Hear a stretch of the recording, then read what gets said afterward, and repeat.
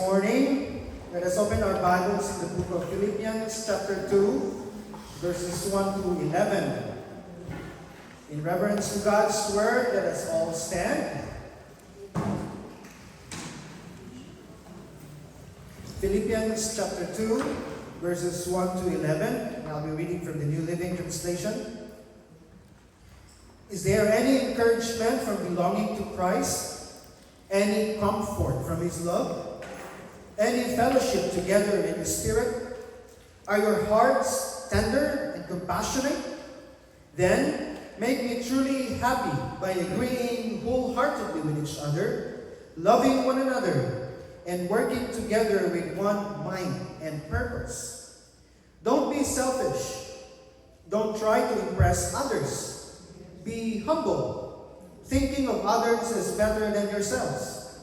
Don't look out only for your own interests, but take an interest in others too. Verse 5, you must have the same attitude that Christ Jesus had. Though He was God, He did not think of equality with God as something to cling to. Instead, He gave up His divine privileges. He took the humble position of a slave and was born as a human being. When He appeared in human form, He humbled Himself in obedience to God and died a criminal's death on the cross. Therefore, God elevated Him to the place of highest honor and gave Him the name above all other names, that at the name of Jesus, every knee should bow in heaven and on earth and under the earth, and every tongue declare that Jesus Christ is Lord, to the glory of God the Father. Let us pray. Father God, as we come before you, Lord, listening to your word this morning, I pray that you will open our hearts for the spiritual things that you have in store for us, O Lord, this morning. Give us wisdom. And I pray, Lord, that the power of the enemy cannot disturb us this morning in Jesus' name. Be with us and give us joy in our hearts, O Lord, for this wonderful fellowship and celebration of your goodness and your faithfulness in our individual lives. We give you thanks, we give you glory in Jesus' name. Amen. Amen. Please be seated.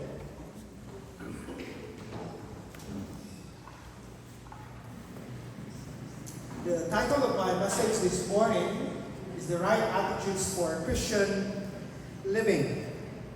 It is found in Philippians 2, 1 to 11. One of the major problems before the time of Paul, as he wrote these letters to, of course, in the church in Philippi, was that they was, meaning disunited, and a lot of divisions happened, disagreements inside the church. Not only pressures from the outside, but also pressures in the inside. May pastor na nagsabi na mas mabigat yung pressure on the inside rather than the outside. And Paul was speaking about relationship inside the church. And this was the thing that Paul encouraged to wrote this letter for the Christians, especially in the church of Philippi. It was written by Paul, of course, the apostle, while he was in prison, while he was in this suffering, most likely in Rome. And of course, the recipients were believers in the city of Philippi, and it was called a prominent Roman colony in Macedonia. In our modern world, it is called Greece. Okay? And Paul had established the church in Philippi during his second missionary journey, and we can find it in the book of Acts, chapter 16, 11 to 40. And the Philippian church held a special place in Paul's heart. That is why he wrote this letter. Actually, they had faithfully supported the ministry of Paul, and of course, they supported also in prayer. And we can see that in Philippians 4, verses 15 to 18. And this church was called the Generous Church during the time of Paul's missionary journey. But despite their generosity and their faithfulness to the Lord, the church was experiencing pressures, like I said, not only in the outside, but also on the inside, their relationship, opposition, and signs of internal tension that threatened their unity. And some of them disregard unity inside the church. And this verse addressed this need by calling believers to humility, to unity, and also selfless service. And I believe that as we have this relationship inside the church, attitude matters. Amen? Amen. Attitude matters. We need to see to it that we have to treat individually or other believers as equal, as recipients of God's grace and mercy. And also this verse is connected to the idea of what Paul mentioned, particularly in chapter 1, about living as citizens of heaven, because I believe that the kingdom of God is all about living a Christ-like attitude. Every day, God is transforming us. God is transforming our character by the help of the Holy Spirit so that we can continue to live on in the conformity of Jesus Christ. Meaning, as we have our relationship with one another, as we promote unity inside and outside the church, we make Jesus the best example for our living.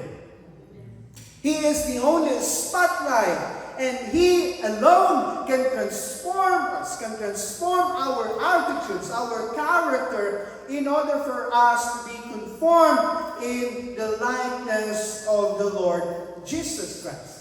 And despite of the many struggles they encountered, and also we encounter in our Christian living, the question for us this morning, what are the important attitudes or character that we need to follow as a church, as a community of faith, so that we can make an impact not only on the inside but also in the outside, so that we could be an example to our communities as we make Jesus the best example for our Christian living. In these verses, we could find a lot of the character that we need to follow. But this morning, I'd like to give only three attitudes for us to continue to follow the Lord Jesus, to promote unity, transformation, in spite of the many struggles that we encounter in our Christian living. Number one, are you ready? Ready. Number one, remember all the spiritual blessings we have received from God. One of the things that we need to follow and conform into the likeness of Jesus Christ is to remember. In other words, we have to be grateful in all the things that we receive from the Lord. Not just the material blessings, but ultimately the spiritual blessings that we receive from God. His grace, His love, His mercy, His forgiveness. There's a lot. There's a lot of spiritual things that we need to remember and be thankful for. According to Paul in verse 1 and verse 2, nagtanong siya, is there any encouragement from belonging to Christ? Any comfort from His love? These are the blessings that we need to remember. Any fellowship together in the Spirit? Are your hearts tender and compassionate? Then he said, make me truly happy by agreeing wholeheartedly, meaning may nangyaring disunity inside the church. That is why he said, by agreeing wholeheartedly with each other, loving one another, and working together with one mind and purpose. One of the things that we could continue to live as Christians and conform into the likeness of Jesus Christ is to be grateful. Amen? Remember the things. Sabi pa nga ng isang hymn, count your what? Blessings. Count your blessings and name them one by one. Can you name it one by one? No. Because there is a lot. There's a lot of blessings that we receive. And that is why Paul is saying we need to remember all these things. The blessing of fellowship inside the church. The blessing of family. The blessing of locations. The blessing of food. Amen. Matawa kayo din. The blessing of food. There's a lot of blessings that we need to be grateful for. Paul is saying that since you belong to Christ, have experienced His love, share in the Spirit, and know the compassion of God, then let these realities transform you inside and also your relationship so that we can continue to promote unity.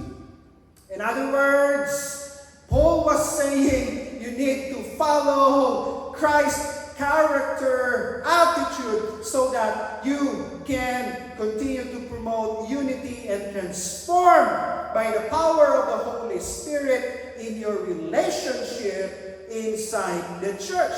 He reminded these people of what they already possess in Christ. Right? Remembering all these blessings actually shapes our attitudes towards life and towards others. And these blessings are not merely truths to be acknowledged, but realities that should shape our relationships as brothers and sisters in the Lord. Since God has been gracious to us, then every day we need to have this kind of attitude, remembering all the things that God has given us. The breath that we breathe, the air that we breathe, all the things we need to be grateful, the blessings that we receive. So what are the applications that we could find from this kind of attitude? First is that we need to be grateful always for the blessings God has given us, rather than what? Envy what others have that you do not. Amen? Lakas naman dyan. Amen!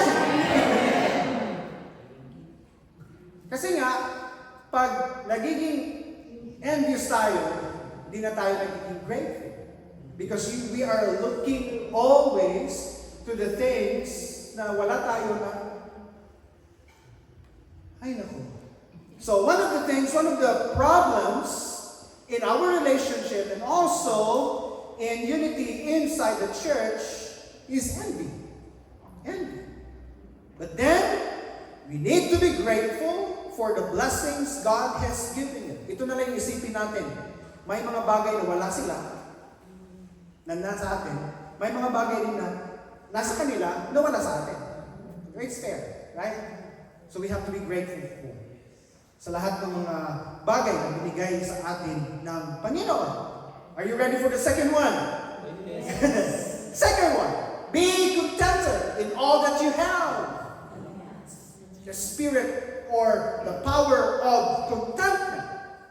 So we could be grateful every day if we are contented in all the blessings that we receive from the Lord.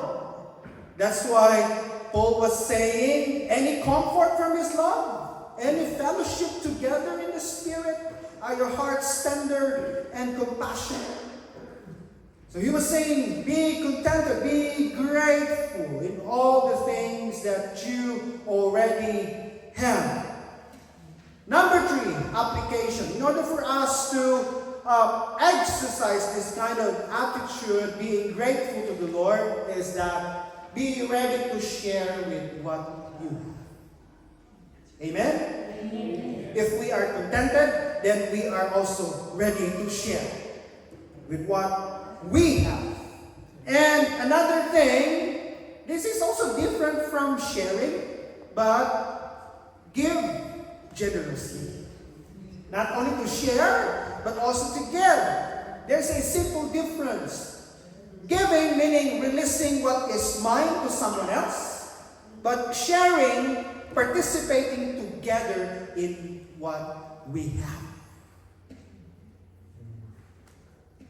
So we need to exercise all these things as we conform ourselves in the character, in the attitude of Jesus Christ, so that we can continue to promote unity, good relationship with one another inside the church and also outside. Meaning we can make an impact not only on the outside, but also on the outside in our own communities.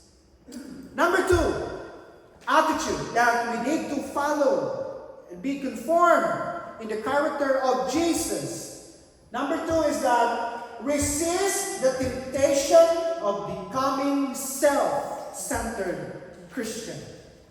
Yung ikaw na lang yung focus palagi. Okay. Anong sinabi ni Paul in verses 3 to 4? Don't be selfish. Pakilakas niya to. Don't be selfish. Ang lakas naman. Don't try to impress others. This is very hard. This is straight to the point. Kasi nga, ito yung kadalasang rason bakit may mga disunity inside the church. Because we are trying to impress others. Hindi naman ka-impress.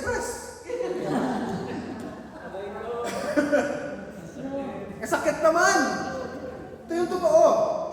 Don't try to impress others. But Paul said, be what? Be humble. Yun. Be humble. And dinagdagan pa niya, thinking of others as better than yourselves.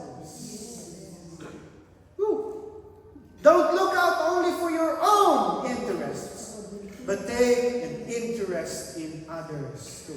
Ito na lang yung isipin natin. May mga tao na mas magaling sa atin.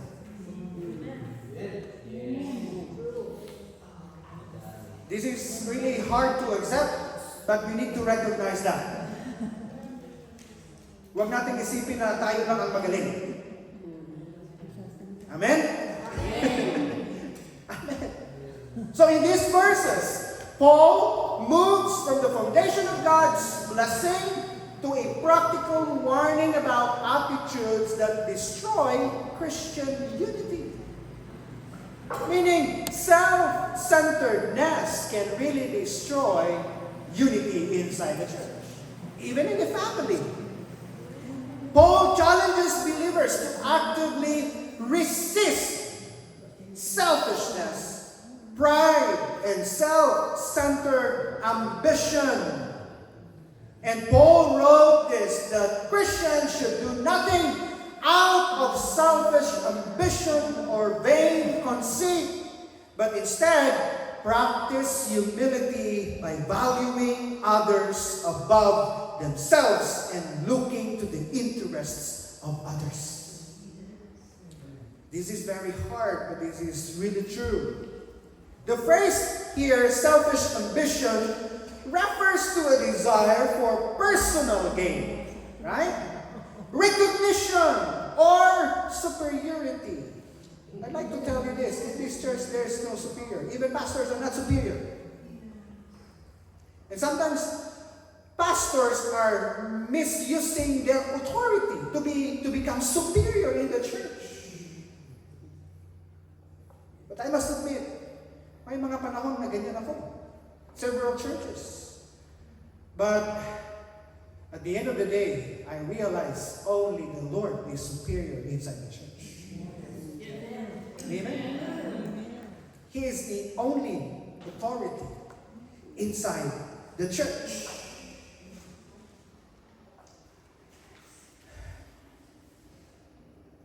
So, instead, Paul calls believers to humility, which is not thinking less of ourselves, but thinking ourselves less. It is a Christ-like mindset. Last Sunday we talked about how to have a mind like Jesus Christ that willingly considers the value, needs, and welfare of others. And in verse 4, notice that he continues this thought by saying believers should not only care about their own interests, but also the interests of others. This does not mean that we neglect personal responsibilities, but it means refusing to live a self-centered life. Because a true Christian reflects concern, compassion, and active care for the well-being of others. Amen? Amen? We care for each other. We need to have concern for one another. And by that, we can practice this kind of attitude, resisting the temptation of becoming self-centered Christian. Let's move on to the application. What are the application? Sinabi ko na ito kanina. Stop thinking that you are better than others. Amen? Parang nagalit tayo sa akin. Another one. Help others to grow based on their spiritual journey. Huwag nating i-push. Kasi nga, they have different spiritual journey na hindi kagaya sa'yo na mabilis. May mga Kristiyano inside the church that are slow when it comes to spiritual journey. And don't apply fast-pacing to them. Kasi nga, they have their own spiritual journey with Christ. But, we are here to support and help them grow. Agree? Amen. Bahala na kayo kung hindi kayo mag-agree. So, help others to grow based on their spiritual journey. Ito, ko lang kung ipopost ko ito, pero sige lang. Being bossy contradicts the spirit of humility. Sabihin mo sa katabi, huwag maging bossy.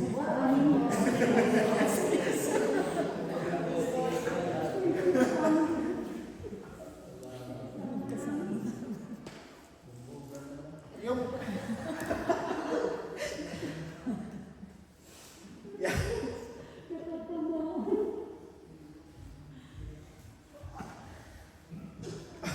On the other side of this, para hindi tayo maging bossy, we need to keep ourselves na lang busy. Para hindi tayo makakita ng ibang... So, keep yourself busy. Huwag maging bossy. And lastly, being always interested for the good of others. In other words, it is to sincerely care about their needs and take action to help them become better, stronger, and closer to God. Amen? Be interested for the good of others. For us to have good relationship with one another, we can continue to promote unity inside the church. Stop thinking that you are better than others and practice humility in our Christian life. Pangatlo, and this is the last one. Another R. Reflect Christ's character in obedience to God's will. And here, we can see the hymn. Actually, it's a hymn of Paul.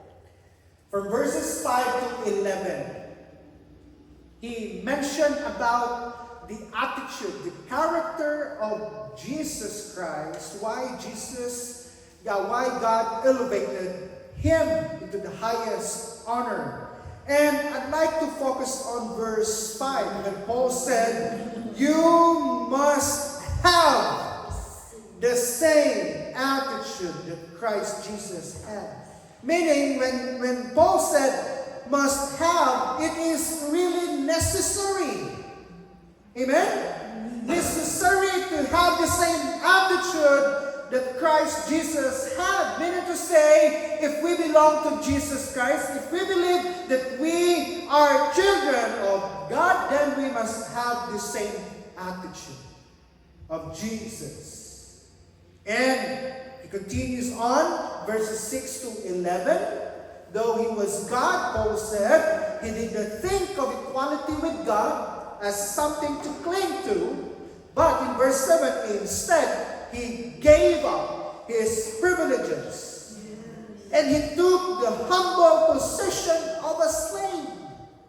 Meaning, yung kabuuan ng buhay ni Kristo here on earth was to obey the Lord's will, His Father's will. Of course, having a humility in his heart, obedience to God, even to obey in the death of the cross. Bigat nun. And because of that, verse 9, therefore, sabi ni Paul, God elevated him to the place of highest honor and gave him what? The name above all other names. Hallelujah! And because of Jesus Christ's obedience, his Father elevated him to the place of highest honor. And everyone who believes in the Lord Jesus Christ and confess that He is the Lord, they will be saved to the glory of God the Father.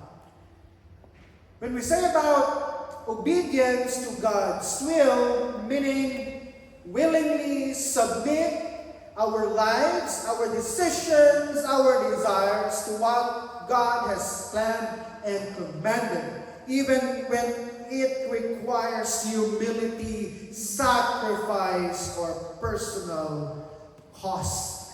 And Jesus was presented here the perfect example of this kind of obedience. Siguro, wala pa tayo sa pinaka-peak of our obedience.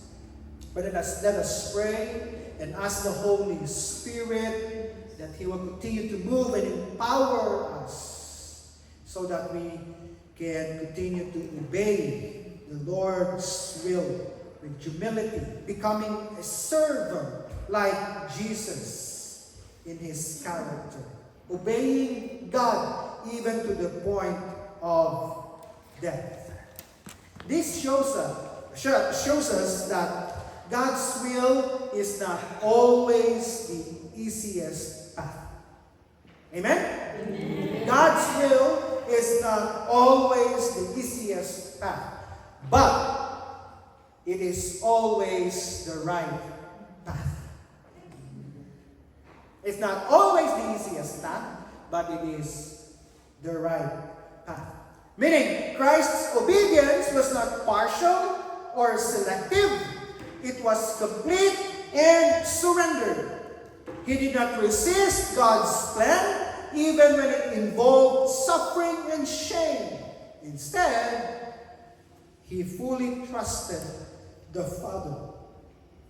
So, in other words, to reflect Christ's character means that believers are also called to align our lives with God's will above our own desires. We have our own desires, but we need to obey the Lord's will.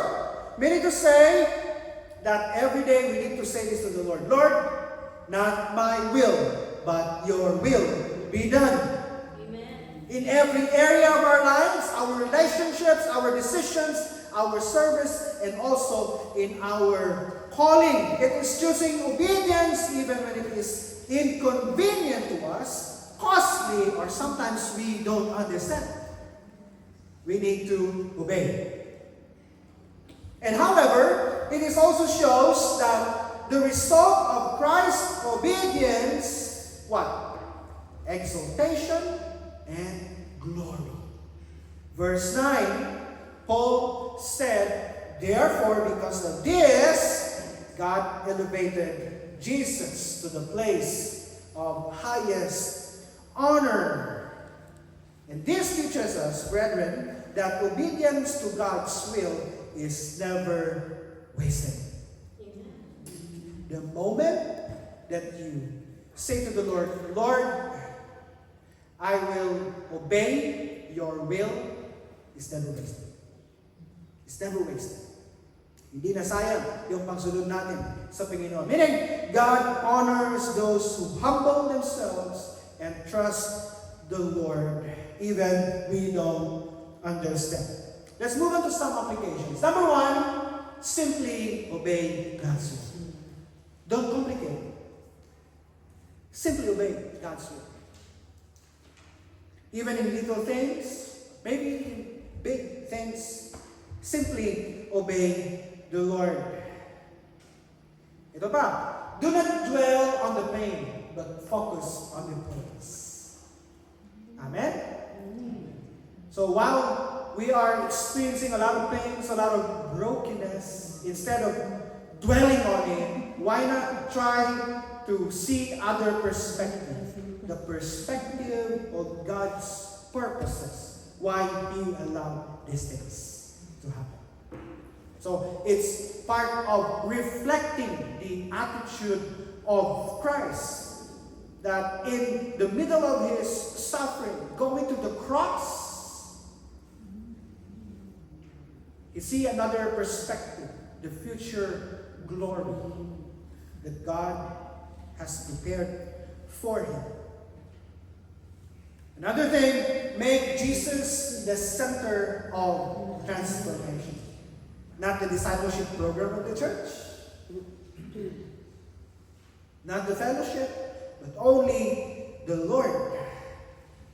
Jesus. He is the only center of our transformation. And lastly, do not follow familiar ways of the world, but stay on the only way, which is the Lord Jesus Christ.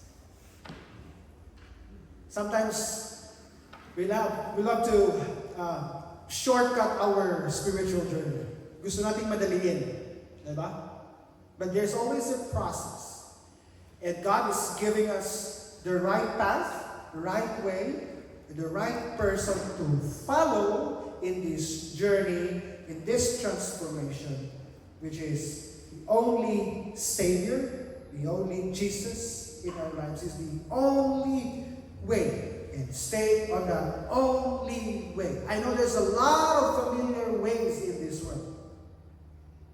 But there's only way. That is the Lord Jesus Christ.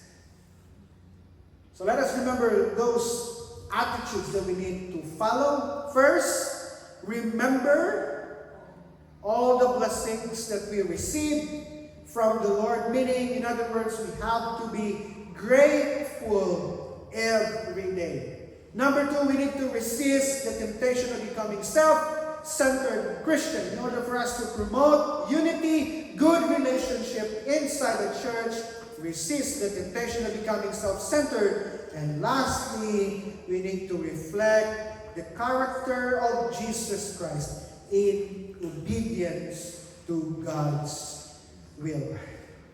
As again, A.W. Tozer said this: Christ likeness is our ultimate goal, not comfort or success. Hallelujah to that. Amen. Amen. To promote unity, to promote transformation, Christ likeness is our ultimate goal. Amen.